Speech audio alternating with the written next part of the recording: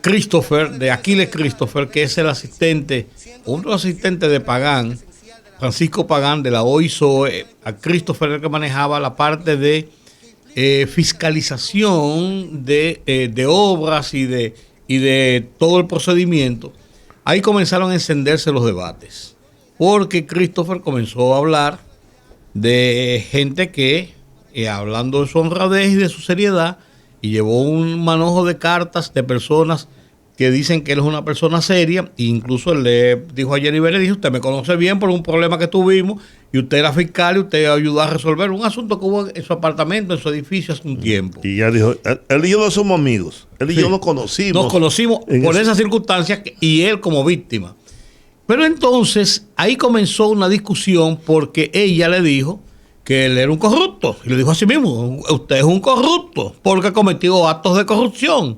Y se fueron en una discusión bastante ácida en un momento determinado. Y el juez, en un par de ocasiones, tuvo que ya imponer su actitud de juez y decir: ey, aguante la mano, porque así no son las cosas. Aquí nosotros somos, esto lo está viendo todo el mundo, lo está viendo la gente, señores. Incluso los estudiantes de Derecho están llevándose de un juicio de esta naturaleza. ¿Y qué ejemplo le estamos dando cuando somos profesionales? Claro. De todo le dijo, le dio un boche decente y tranquilo, como es el... Camacho le agradeció sus palabras. Como es el magistrado Vargas, ¿sí? Y los abogados después dijeron: mire, excúsenos, señor juez, y se tranquilizó la cosa, pero... Ahora entraron a galletas. No, casi. Casi. El manoteo llegó cerca. Pero las discusiones se han encendido. ¿Y a quién están entrevistando ahora? No, estaban entrevistando a uno de los que eran socios de Alexis, de los testaferros de Alexis. Entonces, la parte medular de este proceso viene cuando vayan a interrogar, que son los dos últimos que dejaron para último, a Pagán y a Alexis de último. Incluso el juez dijo: vamos a dejar el caso de Alexis Medina de último, porque después que oigamos todo esto, para establecer el completivo, porque él es la cabeza de lo que se ha hablado. Y la segunda cabeza era Pagán, porque era supuestamente a través de el departamento donde se cometían los actos de corrupción. O sea, esa va a ser la parte quiero quizás... escuchar al abogado Carlos Salcedo defendiendo a Alexis Medina después de todo lo que se ha dicho de él. Bueno, los argumentos, Carlos Salcedo tiene muchos argumentos como penalista de mucha experiencia. Tendrá muchos argumentos para tratar de ir en su defensa. Pero después de todo lo que se ha dicho sobre ese hombre durante estos 2 días, él le buscará. Habrá que bueno, ahí diríamos, como diríamos en la calle, que se lo gane. Tiene que ganarse lo bueno, que por cierto, dijo Jenny Berenice en la audiencia de ayer que uno de los implicados, cuando fue arrestado, el último que arrestaron el viernes o sábado, que cuando lo revisaron tenía un cheque en el bolsillo firmado por él y dirigido a uno de los abogados, y eran de los abogados que están trabajando con Alexis. Y le dijo: yo lo siento, magistrado, pues el cheque está incautado. Y parece que le dijo: ¡ay, mi cuarto! Lo siento, magistrado, pero yo lo tengo y está incautado el cheque. Claro, por supuesto. Yo no sé si tuviste esa parte. Ahora, ese dinero es resultado del robo, del saqueo, de la corrupción. El problema ese dinero es sucio. El problema es que no es sucio hasta que no se demuestre eso en audiencia. Cuando se demuestre, el abogado tendrá que devolverlo. No tiene que devolverlo, porque eso ya yo explicaba que hay una jurisprudencia casi internacional. Sí, pero yo quería hablar con Yotincito. Yotincito podía hablar de eso. Sí, porque está bien y quizás con algún abogado. Qué pena que Miguel Valerio esté, porque con una gente que postula mucho en los tribunales, una gente como Miguel Valerio. ¿Miguel Valerio dónde está, Miguel? Está infectado de COVID. ¿Tiene COVID, Miguel? Sí, él lo publicó en su cuenta de Twitter de la semana pasada. Tengo que llamarlo. Sí, la semana pasada dijo que iba a estar 2 semanas fuera porque se iba a aislar en su casa a consecuencia del COVID. Está en cuarentena. Incluso por esa razón de él tener COVID, se aplazó la audiencia del caso de Odebrecht. Está aplazada hasta que él mejore. ¿Cómo sigue, Gabriel? ¿Cómo sigue la cosa? 220 y pico de millones de pesos. ¿Y qué usted me dice de eso? ¿Qué pasa con eso? Si esa negociación se dio o no se dio, si fue turbulenta o no, mi cliente no lo sabe. ¿Y no lo sabe por qué? Porque al momento de que esa empresa recibe esos 220 millones de pesos, 220 y tantos millones de pesos, él no era parte del entramado o de la estructura societaria de esa empresa. ¿Ya? ¿Y dónde está la prueba de eso? Está en que a usted se le ha entregado un total de 4 contratos de cesiones de cuotas sociales. Bien. Donde se prueba, magistrado, que él entra a la estructura societaria de esa entidad, Fuel America, el 24 de marzo del 2015 y sale el 24 de noviembre del 2015. A partir de ahí se hace la negociación. ¿Turbulenta o no? No me interesa, no es de conocimiento de mi cliente no hace parte de la entidad. Bien, vamos a la otra negociación supuestamente turbulenta que dice el Ministerio Público en su relatoría fáctica. Y esta entonces envuelve a la empresa General Supply Corporation. Según la Fiscalía, General Supply Corporation hace una negociación con la OISOE y la hace para la venta del famoso AC-30. Y esa negociación que se hace a través de General, y a partir de ahí General recibe unos supuestos fondos, se hace nada más y nada menos que el 31 de diciembre del 2018. Nosotros le estamos depositando 2 contratos de cesiones de cuotas que establecen que con anterioridad a eso, en fecha 1 de febrero del 2018, mi cliente ya no formaba parte a partir de esa fecha de la estructura societaria de General Supply Corporation. Es decir, mi cliente sale en febrero de 2018 y esta negociación que está expresada en la página 38, párrafo 73, fue hecha el 31 de diciembre del 2018. ¿Turbulenta o no? No lo sé, no me interesa, mi cliente simplemente no formó parte de eso. Ahora vamos con General Medical Solution. También le estamos aportando,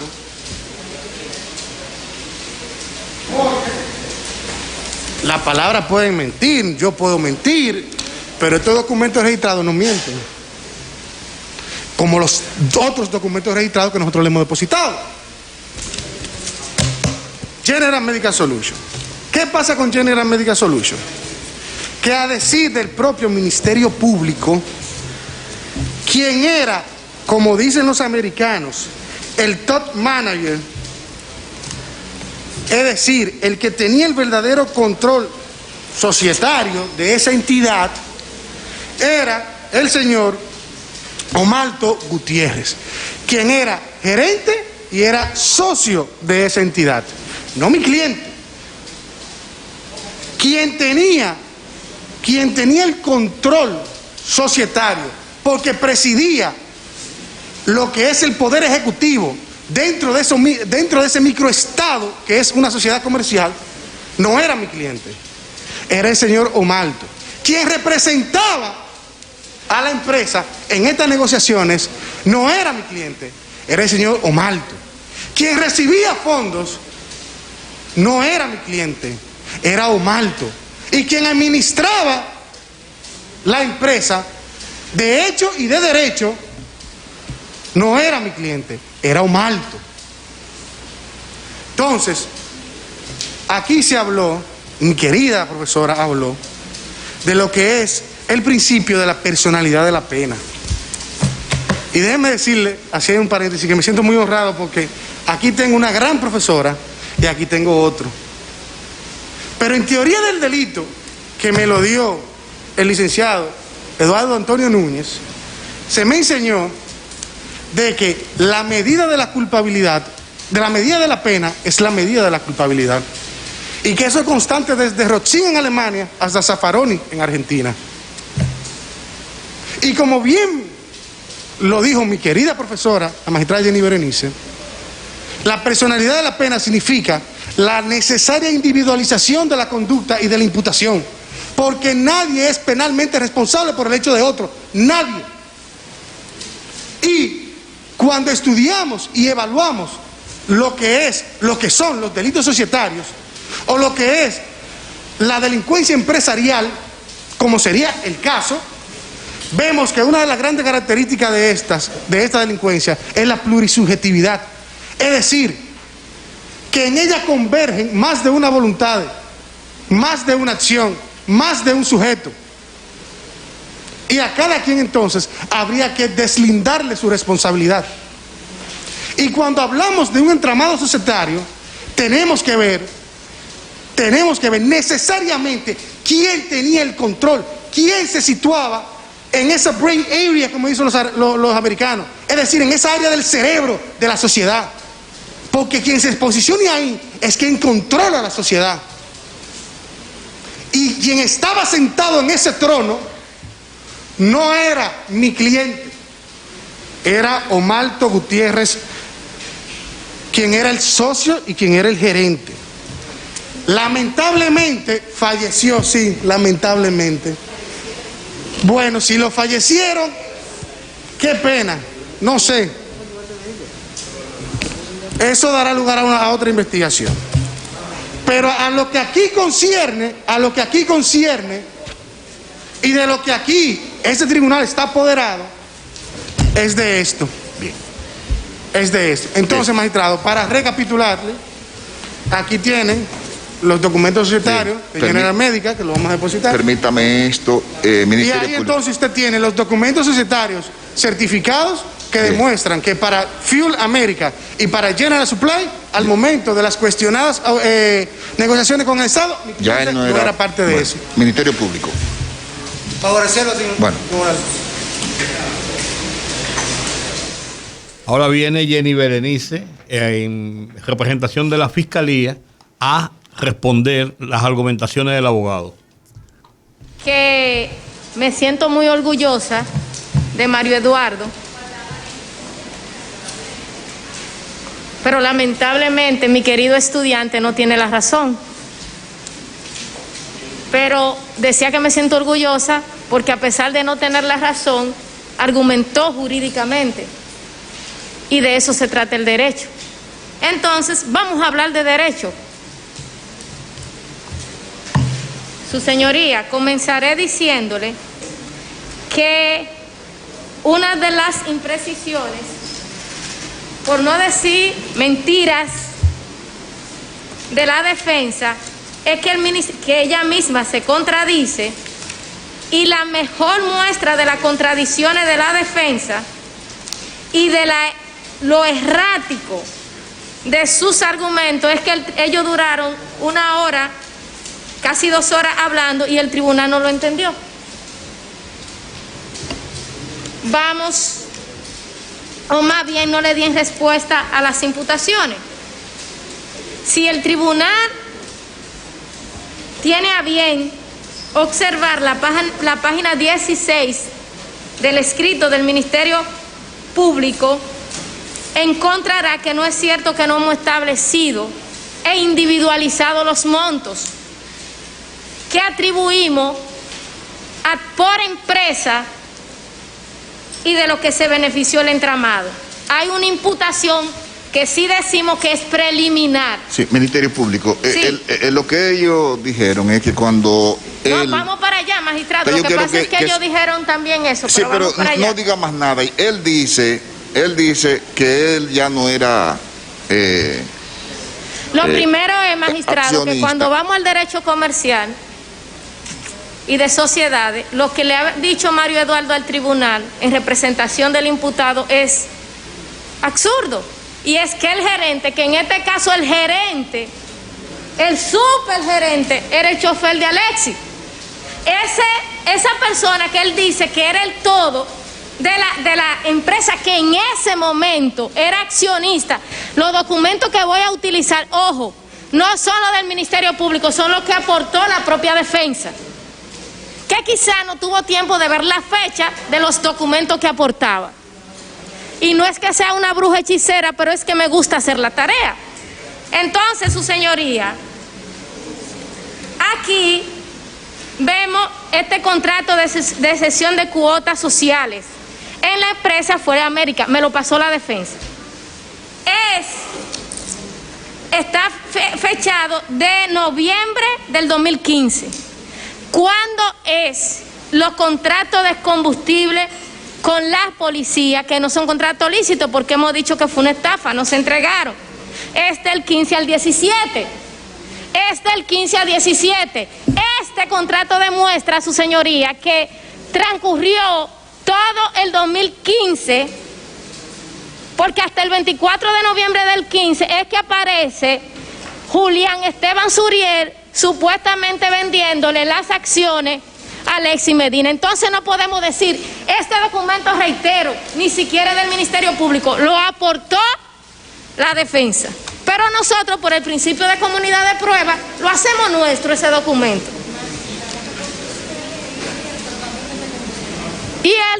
Y coincidencia de la vida, casi a todas las diversas actividades a las que se dedicaban las empresas de Alexis, el ingeniero, que no nos consta que lo sea, no hemos encontrado certeza, queríamos preguntarle sobre eso, pero él lo quiso haciendo uso de su derecho. Se aportó también otro magistrado. Ojo, estamos todavía